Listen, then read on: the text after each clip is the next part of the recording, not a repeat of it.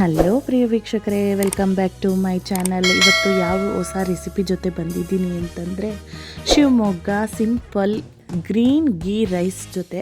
ಶಿವಮೊಗ್ಗ ಅಂತ ಯಾಕೆ ಮೆನ್ಷನ್ ಮಾಡಿದ್ದೀನಿ ಅಂದರೆ ನೋಡಿ, ಇವರೇ ನಮ್ಮ ನಾದಿನಿ ಶಿವಮೊಗ್ಗದಿಂದ ಬಂದಿದ್ದಾರೆ. ಮಾಡಿರೋ ರೆಸಿಪಿ ಏನೇನು ಬೇಕಂತಂದರೆ ಜೀರಾ ರೈಸು 3 ಕಪ್ಪು, 3 ಕಪ್ ಅಂದರೆ 1 kg ಅಷ್ಟು. ಅದನ್ನು ಸ್ವಲ್ಪ ನೆನೆಸ್ಬಿಟ್ಟು ತೊಳೆದ್ಬಿಟ್ಟು ನೆನೆಸಿ ಪಕ್ಕದಲ್ಲಿಡಬೇಕು.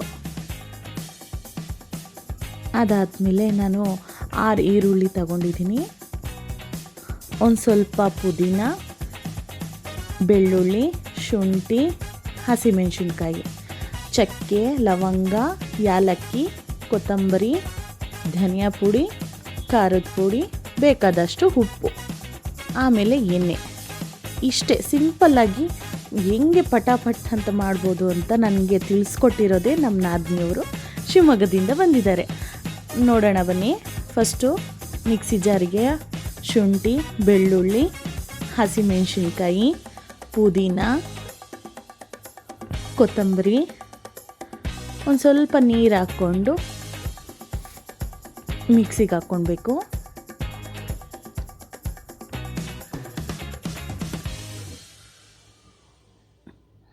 ತುಂಬ ಸಿಂಪಲ್ಲಾಗಿ ಹೇಳ್ಕೊಟ್ರು, ನನಗಂತೂ ತುಂಬ ಚೆನ್ನಾಗಿ ಅನಿಸ್ತು. ಮಕ್ಕಳೆಲ್ಲ ತುಂಬ ಚೆನ್ನಾಗಿ ತಿಂದರು.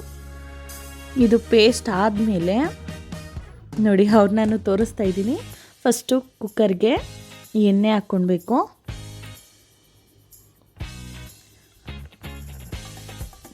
ಚಕ್ಕೆ, ಲವಂಗ, ಯಾಲಕ್ಕಿ, ಅದಾದಮೇಲೆ ಈರುಳ್ಳಿ, ಕಟ್ ಮಾಡಿರೋ ಈರುಳ್ಳಿ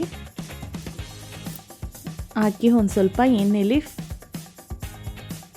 ಫ್ರೈ ಮಾಡ್ಕೊಳ್ಬೇಕು.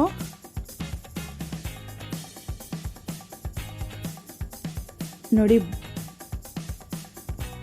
ಬಿರಿಯಾನಿ ಎಲೆ ಹಾಕಿದ್ದೀನಿ, ಒಂದು 4-5.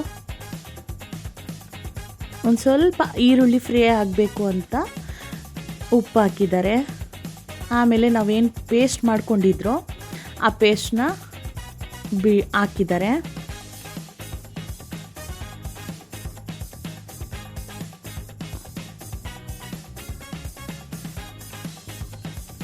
ಅದಾದಮೇಲೆ ಎಣ್ಣೆ, ಮಸಾಲೆ ಬೇರೆ ಬೇರೆ ಆಗಬೇಕಂತೆ. ಆ ಟೈಮಲ್ಲಿ ಧನಿಯಾ ಪುಡಿ ಹಾಕಬೇಕು.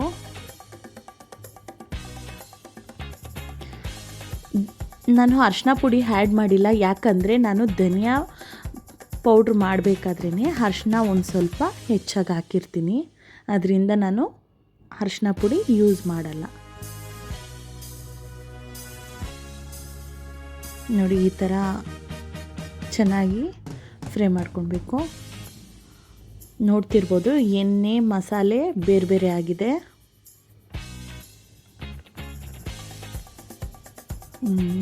ಅದು ಹಸಿ ವಾಸನೆ ಹೋಗೋ ಗಂಟ ಮಾಡಬೇಕು. ಅಕ್ಕಿ ಹಾಕ್ಕೊಳ್ಬೇಕು. ಒಬ್ಬೊಬ್ಬರು ಫಸ್ಟೇ ನೀರು ಹಾಕ್ಬಿಟ್ಟಿರ್ತಾರೆ, ಹಂಗೆ ಮಾಡಬಾರ್ದು ಯಾವಾಗಲೂ ಅಷ್ಟೇ.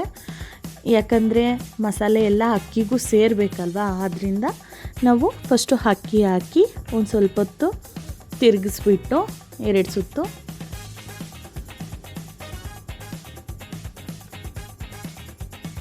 ಆಮೇಲೆ ಒಂದು ಸ್ವಲ್ಪ ಬಿಸಿನೀರು ಹಾಕಬೇಕು. ಯಾವುದೇ ಒಂದು ಪಲಾವು, ಬಿರಿಯಾನಿ ಮಾಡಬೇಕಾದ್ರೆ ಸಪ್ರೇಟಾಗಿ ನಾವೆಷ್ಟು 1 ಗ್ಲಾಸ್ಗೆ 2 ಗ್ಲಾಸ್ ಅಷ್ಟು ಸಪ್ರೇಟಾಗಿ ನೀರು ಕಾಯಿಸ್ಕೊಂಡು ಇಟ್ಕೊಂಡಿರಬೇಕು. ಈಗ ಲೀಡು ಕ್ಲೋಸ್ ಮಾಡ್ತಾ ಇದ್ದಾರೆ ಅವರು.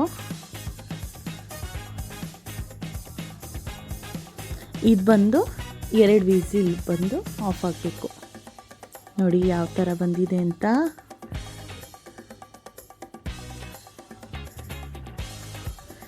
ಇದು ತುಂಬ ಸಿಂಪಲ್ಲಾಗಿ ಹೇಳ್ಕೊಟ್ಬಿಟ್ರು.